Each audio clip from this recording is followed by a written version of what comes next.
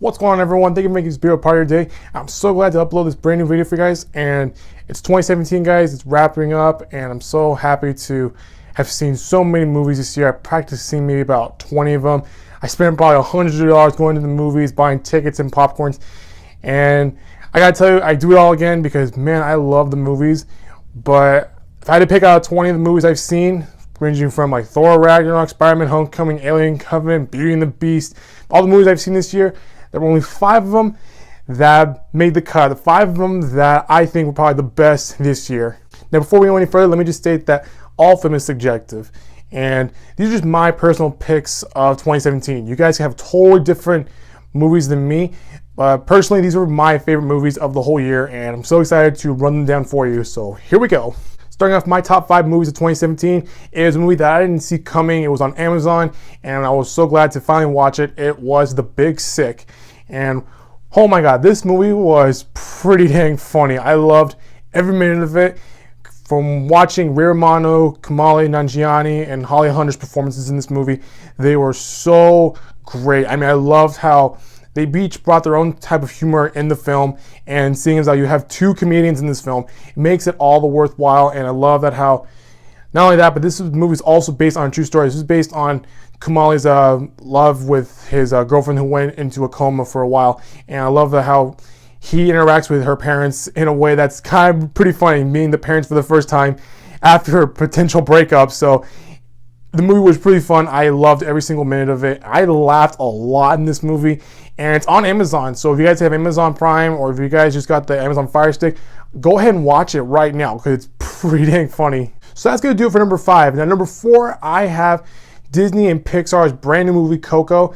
And oh my God, what can I say about this movie other than that Disney nailed it out of the park in terms of making a movie that clearly represents the Latino community in a beautiful way. And I loved how the movie was set in Mexico City, and he followed Miguel through his journey to the land of the living, to the land of the dead. And I love how we see all these crazy new characters that are funny, they're smart, they're great.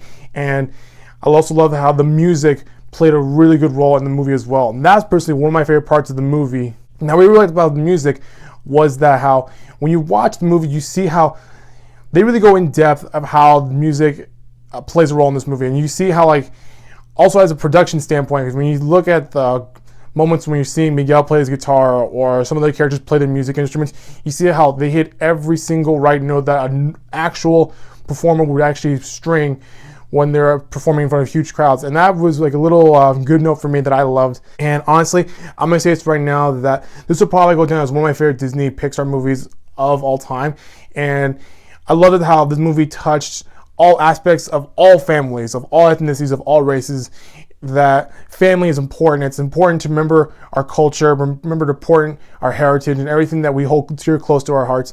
And I love that how that family and the music played a huge role in this movie. That those are 2 important things that I love in my life, and this movie was a perfect combination of 2, and I loved every minute of it. Now, number 3 of my list for my top 5 movies of the year.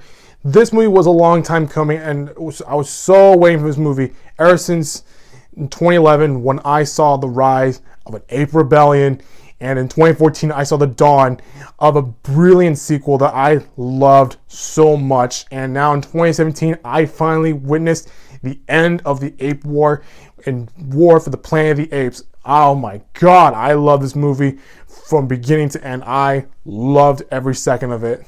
Now, another thing I really like about this movie is that how it completes Caesar's story. And you see that in all 3 movies as he progresses from a rebel to a father and now a leader, and he almost becomes this Moses type figure in War for the Planet of the Apes. And I love that how Andy Serkis, and I gotta give props to him because not only he's my top favorite actor of all time, but I also liked how he was able to bring so much emotion, so much life into Caesar through all 3 films by using motion capture and performance capture technology. And with all that stuff that was put into this movie, you see that how this character is seen as the hero and how seen as this leader who is trying to lead his people to freedom, and how they are trying, they don't want to involve any fight at all with the humans. They just want to live peacefully in their homes. I love that how Andy Serkis was able to bring that on to screen. And I love how this movie serves as a perfect closure for this character. And who knows, this movie did really good at the box office, so maybe we'll see a potential sequel to this trilogy. I'm hoping that it's going to be Planet of the Apes, and that would be really good to see this. Finally, we see the rebooted of the original we've always wanted to see, and I'm all excited for it. Now, for me personally, this trilogy will stand side by side with two other trilogies that I hold dear close to my heart, and that is the Dark Knight trilogy and the original Star Wars trilogy. So to see that how I now have a trilogy of trilogies, that makes it all worthwhile, and I couldn't have it any other way. This movie was phenomenal. I loved every second of it, and if you get a chance to watch it, go ahead and watch it. It's pretty dang good. Now, standing at number 2 of my top 5 movies of 2017, it is obviously Star Wars Episode 8, The Last Jedi. Now, despite how people felt about the movie, because when you look at the reviews on Rotten Tomatoes based on the fans' reaction, you can see how it is divisive.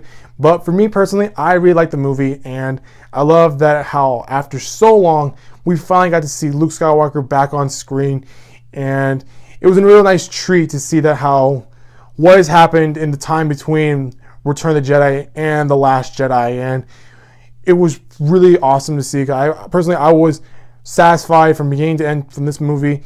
And one of the things I really did like about the movie was that it also delved into the mythology of the Force, and it made the lore and the mythology of this energy field that surrounds all beings in the universe.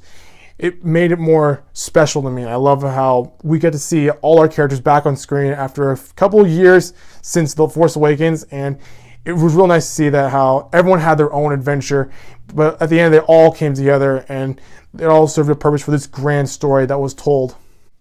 Now, one other thing I did really like about the movie was that how the movie was able to pay respect to Carrie Fisher, as when you're watching the movie, you're seeing Carrie Fisher's final performance, and what better way to have it than to have her be the princess we all fell in love with in A New Hope. And I also like that how the movie also serves as a great way to pay our final respects to Carrie Fisher and to say goodbye, as we look forward to a future where we know in Star Wars she will always be a part of our hearts no matter what. Now, finally, at number 1 of my top 5 movies of 2017, I gotta give this one credit because, oh my gosh, I really like this movie. This movie was great, and when I mean great, I mean I was crying at the end of this movie in the theater.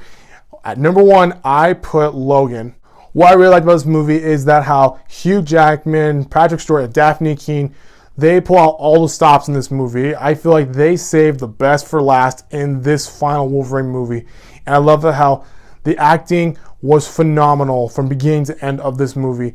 And what I mean by that is that we're really watching Hugh Jackman and Patrick Stewart's final performance as Professor X and as Logan. And what I really liked is that we also introduced a new character in the movie, Laura, and she is just a ball of fire in this movie. She was great. I loved her because she served a great counterpoint to Logan, and I love how I really don't see this as a superhero movie. I see it more like as an old Western movie of people just trying to find a way home, to find their own home in this crazy messed up world that other people have created. And I love that how out of all the characters we have in this movie, it only circles around these 3 characters. And I love how the director, James Mangold, he stepped up to the plate and knocked one out of the park on this one.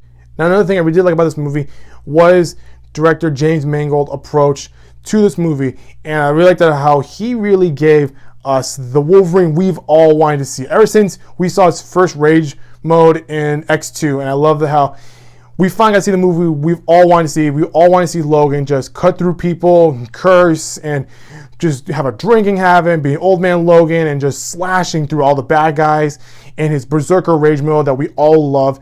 And when you read the behind the scenes stuff that happened prior to making the movie, it was funny that how 20th Century Fox, they approached James Mangold and they wanted him to make another Wolverine movie after he made The Wolverine. And although I liked the movie from the beginning, the end kind of fell short. It felt too comic booky. It felt too like a lot of stuff was forced right into the movie. And when director James Mangold wanted to make this movie, he wanted to make it as a rated R movie. And 20th Century Fox was kind of, let's make it PG-13. Let's kind of make it more superhero-y.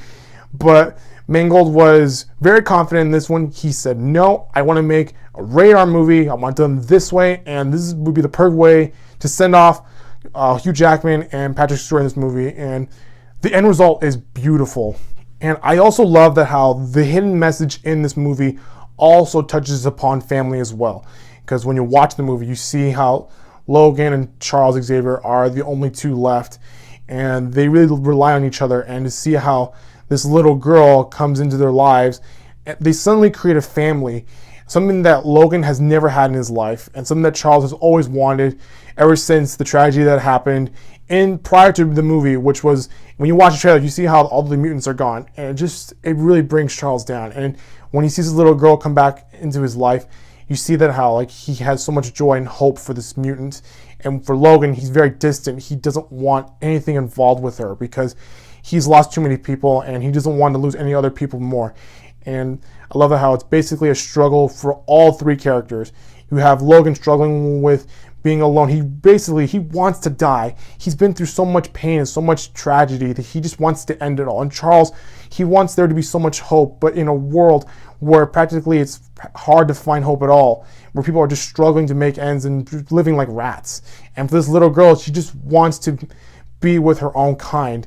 And that's what I love about this movie. And personally, I love how it ended. And I think that when you watch the movie, you'll see how I was able to cry at the very end of the movie. I was bawling on my seat. There's people looking at me, giving me funny looks. And I was like, you know what, screw you. I don't care. This was a good movie. And what a way to end the year. Personally, I saw it in March, and it was really good to start off the year. And making this video right now, it's a great way to end the year, saying that for me, Logan, this will be my top movie of 2017. So that's going to wrap up this video, guys. Those were my top 5 movies of 2017. But my question to you is, what were your favorite movies of 2017? Do you have a top 5 list? If so, leave it in the comment section below. And if you like what you saw, please subscribe so you can get all the latest updates on this channel. I'll see you all next time with a brand new video. Bye, guys.